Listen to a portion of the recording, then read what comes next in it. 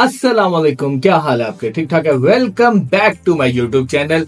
आज के व्लॉग में एक बहुत जो इंटरेस्टिंग स्टोरी है जो कि मैंने खुद अपनी जिंदगी में जो है ना पहली दफा ही देखा है। इस ईद पे हमने भी बहुत ज्यादा ईदें बनाई हैं, लेकिन इस ईद में तो है बहुत इंटरेस्टिंग चीजें देखने को मिली हैं। वो सारी चीजें जो है ना टोटली इमरान खान से रिलेटेड है और वो सारी चीजें जो है ना मैं अब आपके साथ सारी डिस्कस करूंगा। और दूसरी जो सबसे इंपॉर्टेंट चीज है कि खान साहब की जो रिहाई है ना वो बहुत अनकरीब ऐसा लग रहा है कि खान साहब जो है ना ईद के बाद फौरन रिहा होने वाले। ये चीज क्यों होने वाली है ये मैं भी आपको बताऊंगा अपने व्लॉग में। टोटली ये दो चीजें मैं आपके साथ डिस्कस करूंगा। अच्छा, सबसे पहले जो है ना मैं आपके साथ इंटरेस्टिंग चीज जो है वो सारी शेयर करूंगा। मैंने अपने लास्ट व्लॉग में जैसे आप लोगों को बताया था कि खान साहब की ये जेल में, अडयाला जेल में उनकी जिंदगी की पहली ईद है जो वो मना रहे हैं। और इस ईद में अगर आप देखें तो मुझे तो बहुत ज्यादा इंटरेस्टिंग चीजें देखने को मिली है। मैंने भी बहुत ज्यादा ईदें बनाई हैं और काफी ज्यादा ऐसे लीडर्स देखे हैं जो जेल में भी बंद हुए हैं। नवाज शरीफ साहब जैसे जेल में बंद हुए और उसके बाद दीगर ऐसे कायदीन है पार्टी के जो सरबराह है वो जेलों में रह चुके हैं। लेकिन खान साहब से मोहब्बत जो है वो लोगों की बहुत ही कोई अजीब है।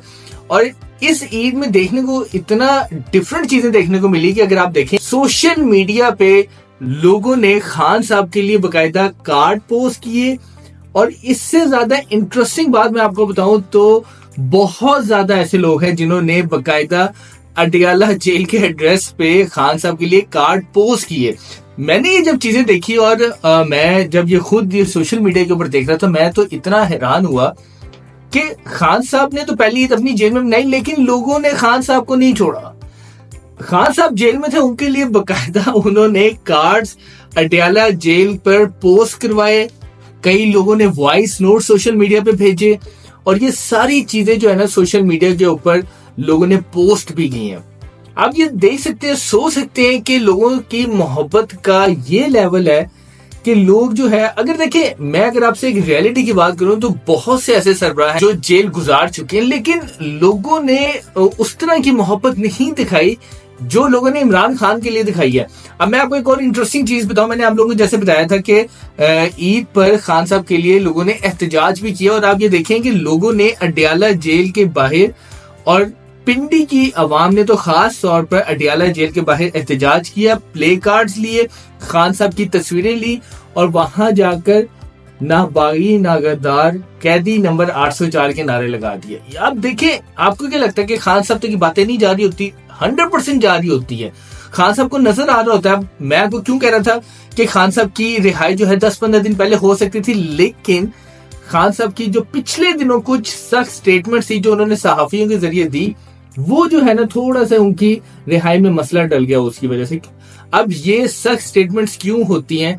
क्योंकि जब एक इंसान को समझ लग जाए कि असल ताकत जो अवाम की है वो उसके साथ है, तो इंसान का कॉन्फिडेंस लेवल वो ऑटोमेटिकली ऊपर चला जाता है। इस ईद पे पाकिस्तानी कौम ने तो ये ईद कर दी है इमरान खान के नाम। ईद उल फितर इमरान खान के नाम, कार्ड्स इमरान खान के नाम कर दिए, दिल अपना इमरान खान के नाम कर दिया और बकायदा लोगों ने ये चीज साबित की कि खान साहब की जो मोहब्बत है वो कोई उनके दिल से नहीं निकाल सकता। और ये चीज मैंने तो इस ईद पे पहली दफा देखा है और हमने भी बहुत ज्यादा ईदें गुजारी है। बहुत से लीडर जो है वो जेल में गए, लेकिन इस तरह की मोहब्बत के इज़हार हमने पहली दफा देखा। और शायद खान साहब वाकई में एक बहुत लकी लीडर है कि उनको अवाम की इतनी मोहब्बत और सपोर्ट मिल रही है।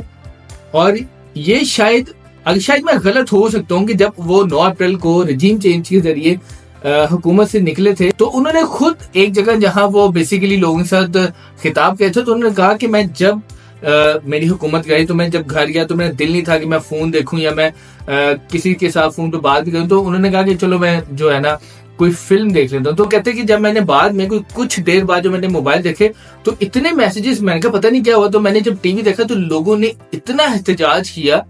ये खान साहब को भी नहीं उम्मीद थी कि लोग उनके लिए इस हद तक पागल हैं।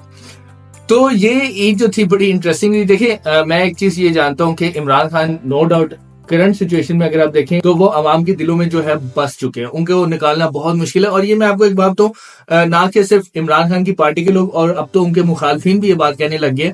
अगर आप 8 फरवरी का इलेक्शन देखें तो बहुत नामवर लोग जो है कमाल के सियासतदान जैसे राना सनाउल्लाह, ख्वाजा साद रफीक जो है वो हार गए। वो क्यों हारे? क्योंकि लोगों ने खान से मोहब्बत का इजहार किया और उनके कैंडिडेट्स को वोट डाला। ये छोटे नाम नहीं थे, ये बहुत बड़े नाम थे। अगर आप ये देखें तो इमरान खान जो है इस टाइम ये जो जेल में वो अपना टाइम गुजार रहे हैं, तो ये आप कहीं ना कहीं सोचेंगे जब खान जेल से बाहर निकलेगा तो वो और मजबूत होकर निकलेगा, जो कि खान साहब कहते हैं कि जितना तुम मुझे दीवार से लगाओगे मैं उतना तेजी और मजबूती के साथ वापस आऊंगा। तो यही लगता है खान साहब की एक और जो है जेल में उनकी ईद और अच्छी होगी। बेसिकली खान साहब का बड़ा दिल था कि वो बुशरा बीबी से मिले, तो इस्लामाबाद हाई कोर्ट के हुक्म के मुताबिक जो है बुशरा बीबी ने इमरान खान साहब से जेल में मुलाकात की। 1 घंटा कॉन्फ्रेंस रूम में जो है उनकी मुलाकात हुई और खान साहब जो है इस चीज पे बहुत खुश थे।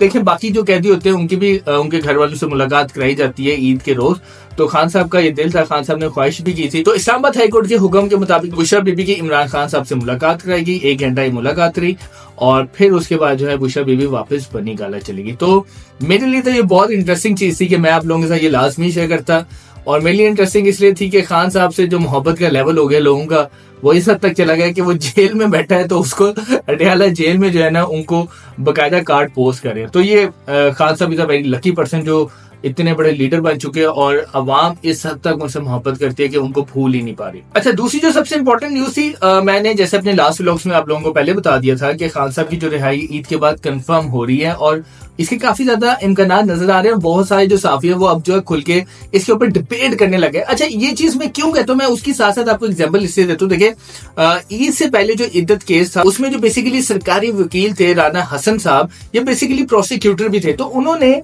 अदालत के अंदर ये बयान दिया कि ये जो केस है ये बनता ही नहीं है।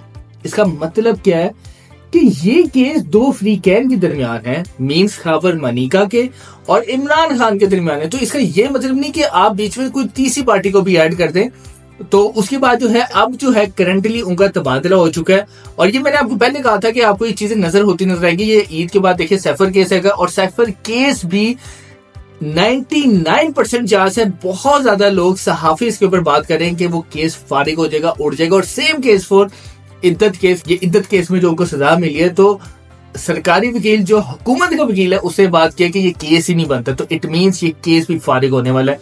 तो पीछे तो खान साहब के कोई ऐसे केस नहीं रहते थे जो जिसमें जो है उनको सजा दी जाएगी या फिर उनको जेल में रहना पड़ेगा। तो ये 2 मेन केस है।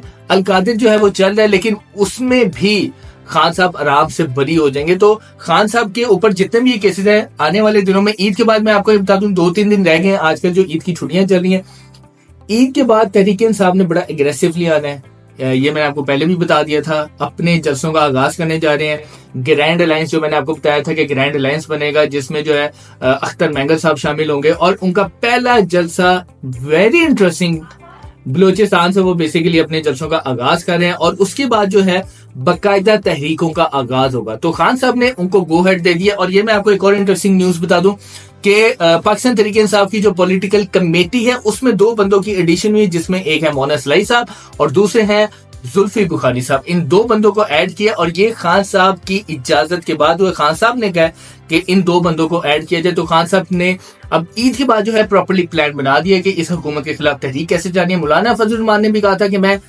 ईद के बाद जो है इस हुकूमत के खिलाफ तहरीक चलाऊंगा। हालांकि समझ नहीं आती क्योंकि मौलाना साहब जो है हुकूमत को वोट भी डालते हैं और फिर उसके खिलाफ तहरीक भी चलाते हैं। तो लेकिन तहरीक इंसाफ अपना जलसा स्टार्ट करने जा रहे हैं, बलूचिस्तान से उन्होंने अपने जलसों का आगाज करना है और ईद के बाद बड़ी पॉलिटिकल एक्टिविटीज होंगी और खान साहब के केसेस आपको स्पेशली तौर पे खत्म होते नजर आएंगे और खान साहब को उम्मीद है अप्रैल या मई के अंदर जो है उनको रिहा कर दिया जाएगा। लेकिन अब देखना यह है कि खान साहब की रिहाई के बाद उनका मूड क्या होता है और जलसे जो है अब शुरू हो जाएंगे। लेकिन सबसे इंपॉर्टेंट चीज ये है कि इन जलसों में और इन तहरीकों में ऑब्वियसली बात है हुकूमत और अपोजिशन के दरमियान राब्ते भी रहते हैं, लेकिन अब ये देखते हैं कि ये राब्ते किस हद तक आगे जाते हैं, जिसमें देखना पड़ेगा कि तहरीक इंसाफ की जो डिमांड है क्या वो हुकूमत पूरी करती है। ये मैं आपको बता दूंगा उनकी डिमांड जो है ना वो 2 तो बहुत इंपॉर्टेंट है। सबसे पहली डिमांड तो वो ये करेंगे कि उनकी जो जितनी जीती हुई सीटें हैं वो वापस करें। अगर वो हुकूमत करेगी तो ऑब्वियसली हुकूमत तो रह नहीं सकती, तो मेरा नहीं ख्याल वो इस बात के ऊपर रहेंगे। और दूसरी सबसे इंपॉर्टेंट चीज है वो ये है कि खान साहब की जो रजीम चेंज के खिलाफ जितने भी लोग थे वो सब जो है उनसे जाकर माफी मांगे। तो ईद के बाद जो ये प्रॉपर पॉलिटिकल डेवलपमेंट्स होने जा रही हैं और ईद के बाद जो है पीटीआई ने बड़ा एग्रेसिव होकर आने का फैसला कर लिया और प्रॉपरली जलसे जुलूसों का ऐलान कर दिया। तो मिलते हैं अपने नेक्स्ट व्लॉग में नई खबरों के साथ। पाकिस्तान जिंदाबाद।